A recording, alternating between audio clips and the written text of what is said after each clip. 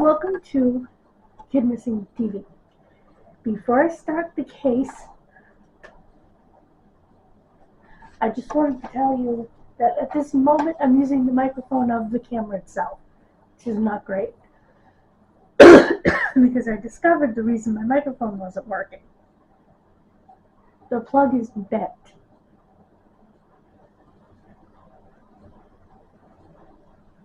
So I need to emergency order a microphone. I'm still looking to try to figure out what's best.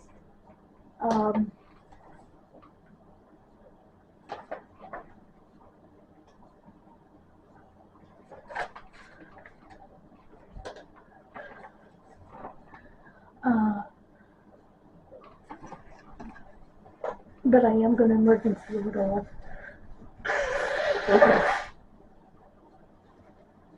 Even though I don't want to put any more money on my credit card, now that I know that it's actually broken, I don't have a choice.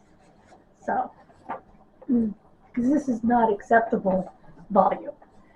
So anyway, this is the case of the murder of a 16-year-old girl named Claire Gagnon. On May 24th, 1970, she was 16 years old. You can find more information on Canada Unsolved. Oh, never mind. That's the address to the picture, PNG. She was from Dieppe or Dieppe, New Brunswick, Dieppe.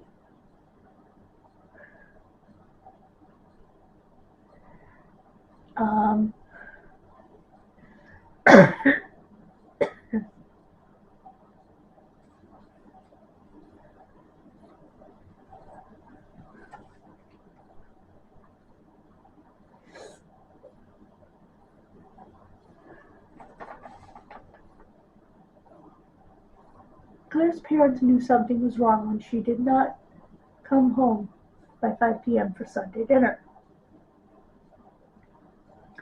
24 hours later, her body was found in a field 300 yards from her home, which is the following evening. She had electrical wire or rope around here and a towel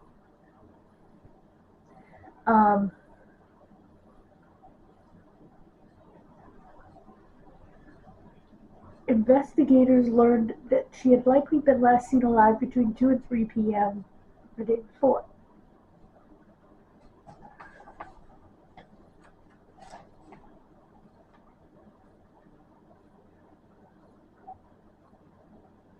A man confessed in 1993 and charges were brought until law enforcement discovered he'd actually been in a psychiatric facility when Claire was murdered.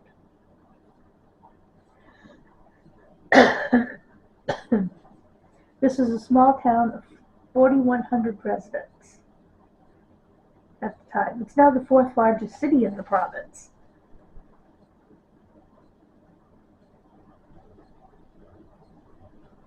It's been 55 years.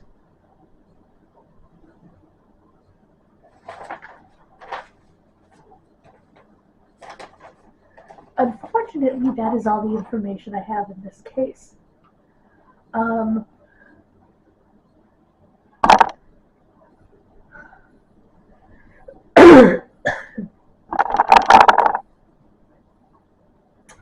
But it's good to show you that these things don't just happen in big cities like, Chicago, St. Louis,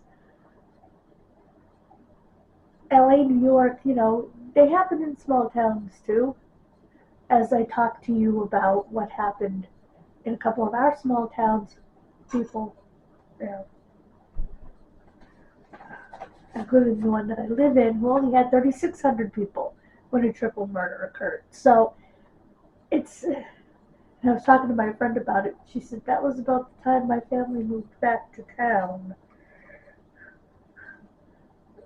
She said, that scared me. Yeah, I bet it did.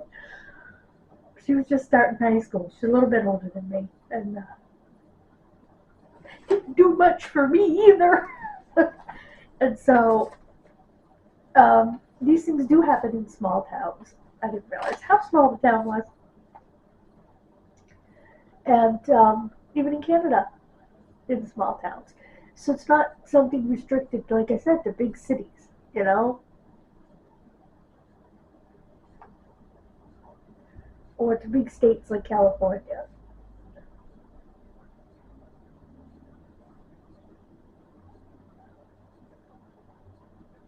And I say that, but one of the largest states in land area, well, California, I think Alaska's bigger. Alaska, Texas, and California are the three largest, I believe. Um, but one of the largest on the East Coast, Maine, has missing, and they don't really have unidentifieds because it's Maine. The unidentified man that they actually found off the coast of Maine was finally identified. They do have one girl from Biddeford who remains unidentified. But my point being, it doesn't matter where you go in the country or the world, these things happen. And so it's important to bring you cases from all places. That's why I like to bring you small town cases, and I think it's hilarious. My mother and I used to talk about this. We would watch like Dateline and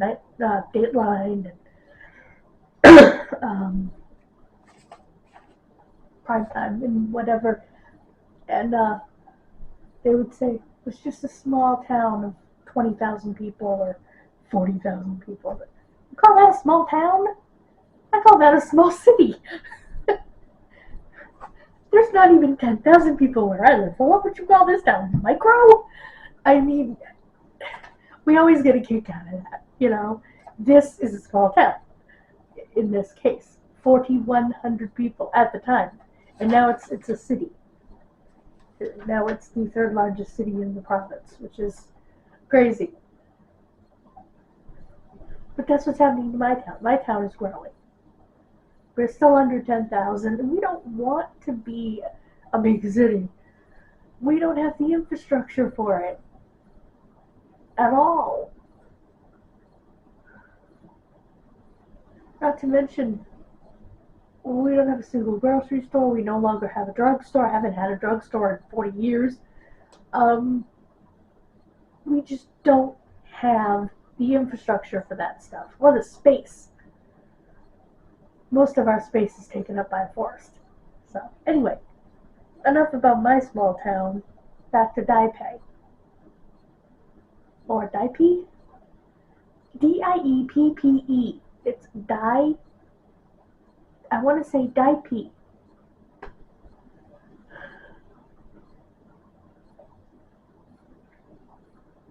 Or Dieppe because it's French. So I'm not sure, but it's not in the French part of the country. So it's hard to know. If you know, let me know. Maybe Kat knows.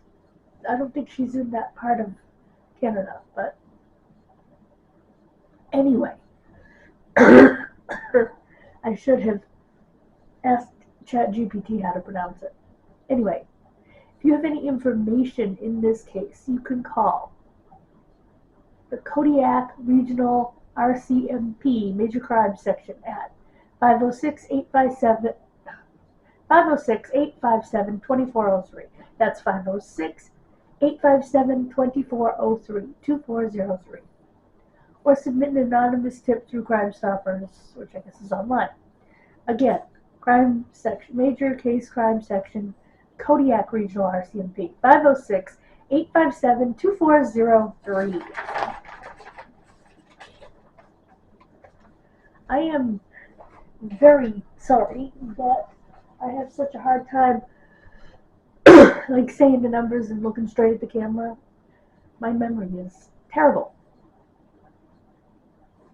from chemotherapy, so I don't have the memory to do it. And that's why I depend on my notes. You know, so many other YouTubers just spit it out from memory.